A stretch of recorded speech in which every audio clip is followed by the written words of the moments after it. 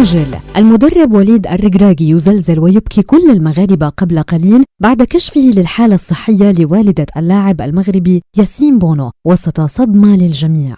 تفاجأت وبكت كل الجماهير المغربية قبل قليل بالأخبار المتداولة حول خروج المدرب وليد الركراكي في تصريح عاجل يعلن عن خبر مزلزل للمغاربة بخصوص الحالة الصحية لوالدة اللاعب المغربي ياسين بونو، وإليكم التفاصيل الكاملة وما جاء في التصريح. زلزل وصدم كل الشعب المغربي قبل قليل بالأخبار المنتشرة والمتداولة على مواقع التواصل الاجتماعي بخصوص خروج المدرب وليد الركراكي للإعلان عن خبر بخصوص الحالة الصحية لوالدة اللاعب المغربي ياسين بونو، حيث وحسب ما نشرت العديد من الصفحات الإخبارية الجزائرية والمصرية على مواقع التواصل، قالت إن المدرب وليد الركراكي خرج بتصريح يكشف أن والدة اللاعب ياسين بونو مريضة وحالتها الصحية خطيرة، وأن اللاعب بونو سيسافر عند والدته، وهذا ما سيجعله يغيب عن معظم مباريات المنتخب المغربي في كأس أفريقيا، وهذا ما أحزن الجماهير المغربية. ولكن وبعد التواصل مع بعثة المنتخب تبين أن هذه الأخبار المتداولة بخصوص مرض والدة اللاعب ياسين بونو أخبار كاذبة ولا أساس لها من الصحة، ووالدة ياسين بونو بصحة جيدة وغير مريضة ولله الحمد.